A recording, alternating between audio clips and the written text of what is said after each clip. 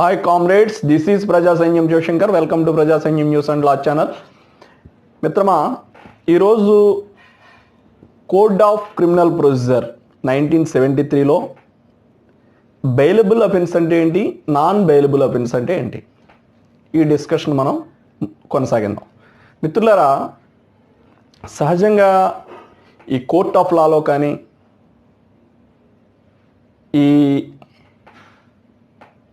అఫెన్సెస్కి సంబంధించి కానీ బెయిల్ అనేది మేజర్ రోల్ ప్లే చేస్తుంది. మరి బెయిల్ అంటే ఏంటి? విడుదల చేయడం. బెయిల్ మీద విడుదల చేయడం అంటే ఏంటి? బిఫోర్ ప్రొనౌన్సింగ్ జడ్జిమెంట్, అంటే జడ్జిమెంట్కి ముందు, అంటే నేర నిరూపణ అవ్వడం లేదా అవ్వకపోవడానికి ముందుగానే కొన్ని ఆరోపణలు ఎదుర్కొంటున్న వ్యక్తిని విడుదల చేయడం జైలు నుంచి, దాన్ని బెయిల్ కింద మనం పరిగణించడం జరుగుతుంది. అయితే చాలామందికి మేజర్గా వచ్చే డౌట్స్ ఏంటంటే, బెయిలబుల్ అఫెన్స్ అంటే బెయిల్ ఇస్తారు as a matter of right guaranteed by the Indian constitution. మరి నాన్ బెయిలబుల్ అఫెన్స్, మరి బెయిలబుల్ అఫెన్స్లో రిలీజ్ అవుతున్నాడు ముద్దాయి, నాన్ బెయిలబుల్ అఫెన్స్లో కూడా రిలీజ్ అయిపోతున్నాడు కొన్ని సందర్భాల్లో. మరి ఇది నాన్ బెయిలబుల్ అఫెన్స్ అన్నారు కదా, ఎందుకు రిలీజ్ అవుతున్నాడు అని చాలామంది ప్రశ్నిస్తూ ఉంటారు సహజంగానే. సరే మిత్రులారా, ఇక్కడ మనం కోడ్ ఆఫ్ క్రిమినల్ ప్రొసీజర్లో మనం చూసుకున్నట్లయితే బెయిలబుల్ అఫెన్సెస్కి సంబంధించినటువంటి ప్రొవిజన్,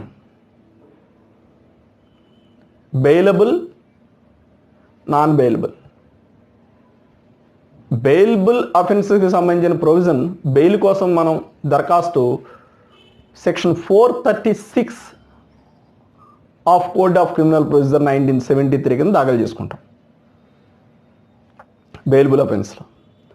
నాన్ బెయిలబుల్ అఫెన్సెస్కి సంబంధించి section 437 code of criminal procedure 1973 కింద మనం బెయిల్ అప్లికేషన్ దాఖలు చేసుకోవడం కోర్టులో జరుగుతుంది. అదేవిధంగా యాంటిసిపేటరీ బెయిల్ అంటే బిఫోర్ అరెస్ట్కి ముందే బెయిల్ అప్లికేషన్ దాఖలు చేసుకుంటాం, కోర్టులో ఫైల్ చేసుకుంటాం. యాంటిసిపేటరీ బెయిల్ అది section 438 code of criminal procedure 1973 కింద దాఖలు చేసుకోవడం జరుగుతుంది యాంటిసిపేటరీ బెయిల్. మరి సెషన్స్ కోర్టులకు సంబంధించి the offence which is tried by the sessions courts, ఏవైతే నేరాలు సెషన్స్ కోర్ట్స్తో ట్రయల్ చేయబడతాయో వాటికి మనం section 439 code of criminal procedure 1973 కింద సెషన్స్ కోర్టులో బెయిల్ అప్లికేషన్ దాఖలు చేసుకోవడం జరుగుతుంది. 439 సెషన్స్ బెయిల్ కోసం, 438 యాంటిసిపేటరీ బెయిల్ కోసం, 437 నాన్ బెయిలబుల్ అఫెన్సెస్. అంటే 437 జనరల్గా ఏంటంటే non session courts, sessions court కాకుండా ఈ దిగువ కోర్ట్స్ ఉంటాయి కదా, second additional judicial first class magistrate వారు కానీ, ఆ మేజిస్ట్రేట్ 3 years లోపు, 3 years అబవ్ కూడా కొన్ని ఇందులోకి రావడం జరుగుతాయి నాన్ బెయిలబుల్. అయితే మిత్రులారా, అసలు బెయిల్ ఎందుకు ఇవ్వాలి, బెయిల్ మీద ఎందుకు విడుదల చేయాలి? ఇప్పుడు పోలీసులు అరెస్ట్ చేసి రిమాండ్కి తీసుకెళ్ళాక అతనికి బెయిల్ మీద విడుదల చేయడం జరుగుతుంది. మోస్ట్లీ నాన్ బెయిలబుల్ అఫెన్సెస్లో కూడా బెయిల్ మీద విడుదల అవుతారు వాళ్ళు. అయితే on the satisfaction of the court, judge గారి సాటిస్ఫాక్షన్ అండ్ డిస్క్రిషనరీ పవర్స్ విడుదల చేయడం అనేది బెయిల్ మీద నాన్ బెయిలబుల్ అఫెన్సెస్లో. సో ఆ డిస్క్రిషనరీ పవర్స్ని బేస్ చేసుకుని వారు విడుదల చేయడం జరుగుతుంది. మరి bailable offence is the right of the accused to get bail from the court in bailable offences under 436 CRPC.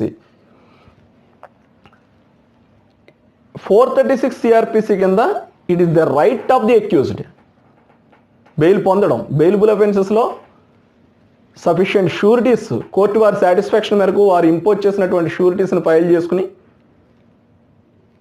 Court వారు పెట్టిన కండిషన్స్ని సాటిస్ఫై చేసి బెయిల్ మీద విడుదల అవడం అనేది ఎక్యూజ్డ్ రైట్ 436లో. కానీ 437 సిఆర్పిసిలో ఎక్యూజ్డ్ రైట్ కదా అది. So discretionary powers of the honourable court వారి యొక్క విశేషాధికారాల ప్రకారం వారు ఈ ఎక్యూజ్డ్ ఏ విధంగా బిహేవ్ చేయాలి, బెయిల్ మీద రిలీజ్ అయ్యి కొన్ని కండిషన్స్ ఇంపోజ్ చేసి వారు రిలీజ్ చేయడం జరుగుతుంది.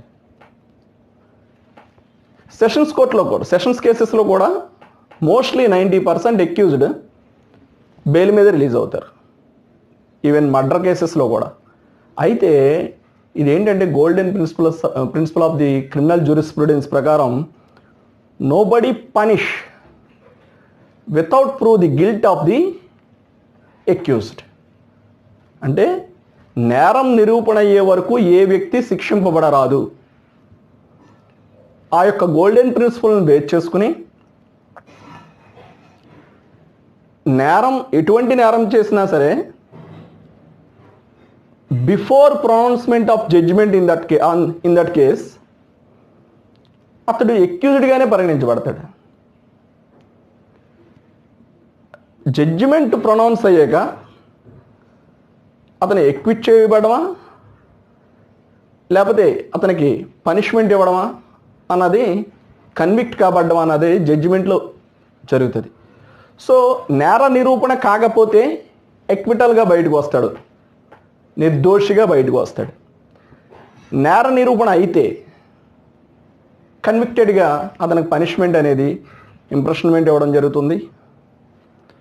ఆ విధంగా అందుకే మరి ఒక వ్యక్తి ఫైనల్ జడ్జిమెంట్లో ఎక్విటల్ అయ్యి అంటే నిర్దోషిగా బయటకు వస్తే ఈలోపు జడ్జిమెంట్ రావడానికి ముందు అతనికి బెయిల్ ఇవ్వకుండా అతన్ని జైల్లోనే ఉంచితే మరి నేర నిరూపణ కాని వ్యక్తి ఒక కేసు ట్రయల్ అవడానికి 1 సంవత్సరమో 2 సంవత్సరాలు పట్టొచ్చు. మరి ఈ 2 సంవత్సరాల్లో జైల్లోనే ఉంటే అతని యొక్క కాన్స్టిట్యూషనల్ రైట్స్ని ఇన్ఫ్రింజ్ చేసినట్టు, హరించినట్టు. That is the basic principle of bail. అంటే బెయిల్ ఇవ్వడానికి కారణం అదే. అలా అని చెప్పేసి ప్రతి నేరంలోని బెయిల్ ఇచ్చేయాలని ఏం లేదు. నాన్ బెయిలబుల్ అఫెన్సెస్లో లైఫ్ ఇంప్రెషన్మెంట్కి సంబంధించి, డెత్ పెనాల్టీకి సంబంధించి, అదేవిధంగా హ్యాబిచువల్ అఫెండర్స్ ఉంటారు, వీళ్ళు ఇంకా నిరంతరం నేరాలు చేస్తూనే ఉంటారు. అలాంటి వాటిలో బెయిల్ ఇవ్వడం అనేది discretionary powers of the judge.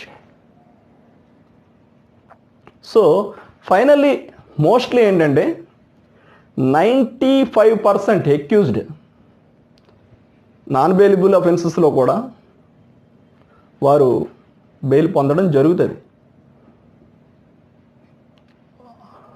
Court వారు ఇంపోజ్ చేసినటువంటి కండిషన్స్ని సాటిస్ఫై చేసి వారు బెయిల్ బాండ్స్ అనేవి ఫర్నిష్ చేసుకుని వారు రిలీజ్ కావడం జరుగుతుంది. ఆ కోర్టు వారు ఎన్నో కండిషన్స్ పెడతారు. మీరు ఎట్టి పరిస్థితుల్లో ట్యాంపర్ చేయకూడదు, విట్నెసెస్ని భయభ్రాంతులకు గురి చేయకూడదు, విట్నెసెస్ని ఇవన్నీ పెట్టి కండిషన్స్ అన్నీ ఇంపోజ్ చేసి ఆ కండిషన్స్ అన్నీ నేను బైండ్ అయి ఉంటాను, avoid the conditions of the honourable court అని ఇతను బెయిల్ బాండ్స్ అవి ఫర్నిష్ చేసి సఫిషియంట్ షూరిటీస్ ప్రొడ్యూస్ చేసుకున్నాక నాన్ బెయిలబుల్ అఫెన్సెస్లో కూడా బెయిల్పై విడుదల అవడం జరుగుతుంది. అయితే మిత్రులారా, bailable offence is a matter of right guaranteed by the constitution to the accused. 436 ప్రకారం నాన్ బెయిలబుల్ అఫెన్సెస్లో ఖచ్చితంగా బెయిల్ ఇచ్చి తీరాలి. అయితే కోర్టు వారు పెట్టిన కండిషన్స్ సాటిస్ఫై చేస్తే అక్యూజ్డ్ బెయిల్ మీద రిలీజ్ అవ్వడం జరుగుతుంది.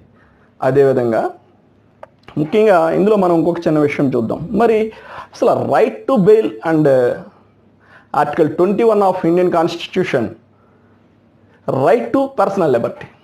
అంటే ఈ బెయిల్ అనే కాన్సెప్ట్ అనేది సహజంగా ఎక్కడి నుంచి వచ్చింది? మనకి మన రాజ్యాంగం మనకు కల్పించినటువంటి రైట్ టు పర్సనల్ లిబర్టీ, స్వేచ్ఛ, మనిషి యొక్క స్వేచ్ఛ, ఒక వ్యక్తి యొక్క స్వేచ్ఛను హరించకూడదు. హరించకూడదు. రైట్ టు పర్సనల్ లిబర్టీ, వ్యక్తిగత స్వేచ్ఛని హరించకూడదు అన్నటువంటి ఒక కాన్సెప్ట్ని, ఒక ఆర్టికల్ని, ఇండియన్ కాన్స్టిట్యూషన్ యొక్క ఆర్టికల్ని బేస్ చేసుకుని మనం బెయిల్ పొందడం జరుగుతుంది. అయితే ఆ బెయిల్ కూడా in the matter of bailable offences. Non bailable offences is a matter of right to discretionary powers of the honourable courts. ఇక్కడ బెయిలబుల్ అఫెన్సెస్లో it is the matter of right of accused guaranteed by the Indian constitution. భారత రాజ్యాంగం అతనికి కల్పించిన హక్కు ప్రకారం అతను bail పొందుతాడు బెయిలబుల్ అఫెన్సెస్లో. అదేవిధంగా క్రిమినల్ జ్యూరిస్ప్రుడెన్స్లో ఇచ్చినటువంటి ఆ గోల్డెన్ ప్రిన్సిపల్ బేస్ చేసుకుని నేరం రుజువయ్యే వరకు కూడా ఏ వ్యక్తి దోషిగా పరిగణించబడకూడదు. నేరం రుజువైతేనే అతను దోషి, లేకపోతే అతను నిర్దోషి.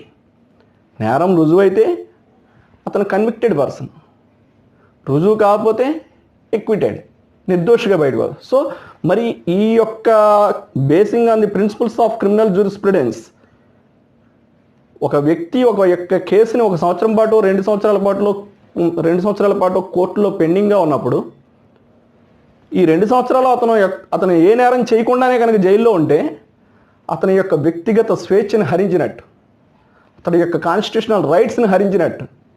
అందుకని చెప్పే ఈ బెయిల్ అనే కాన్సెప్ట్ రావడం జరిగింది.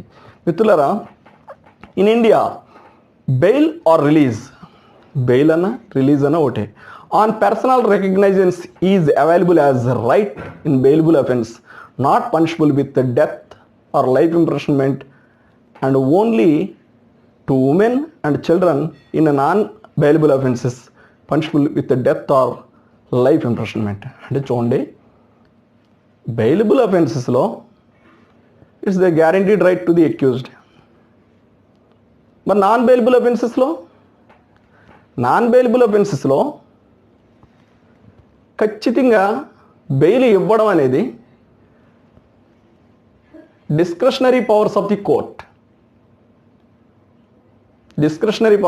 కోర్ట్. అదేవిధంగా ఉమెన్ అండ్ చిల్డ్రన్ విషయంలో నాన్ బెయిలబుల్ అఫెన్సెస్లో కూడా కొంత వారికి బెయిల్ ఇచ్చే విషయంలో కొంత కోర్టు నాన్ బెయిలబుల్ అఫెన్సెస్ అయినప్పటికీ కూడా వారికి బెయిల్ ఇచ్చే విషయంలో కొంత పరిగణలోకి తీసుకుంటుంది. వారు ఉమెన్ అని చిల్డ్రన్ అని చెప్పి, ఒకవేళ వారి చిల్డ్రన్ అక్యూజ్డ్ కానీ, లేదా ఉమెన్ జువైనైల్ అక్యూజ్డ్ కానీ, లేదా ఉమెన్ కానీ ఉంటే కనుక. మిత్రులారా, అదేవిధంగా ఈ difference between bailable and non bailable offences అని మనం చూసినట్లయితే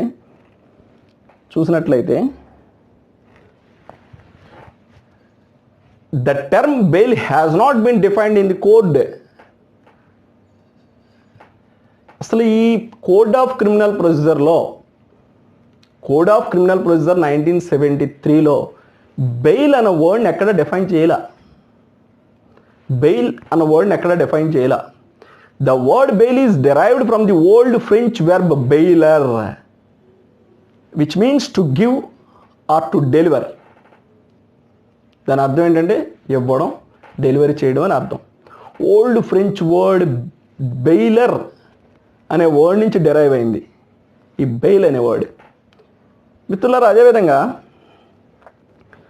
మనం జనరల్గా లీగల్ టర్మ్స్లో మనం తీసుకుంటే యాజ్ ఎ వెబ్, అంటే బెయిల్ అనే వర్డ్ని మనం వెర్బ్గా తీసుకుంటే కనుక, క్రియగా తీసుకుంటే కనుక, as a web it means to deliver an arrested person to his sureties.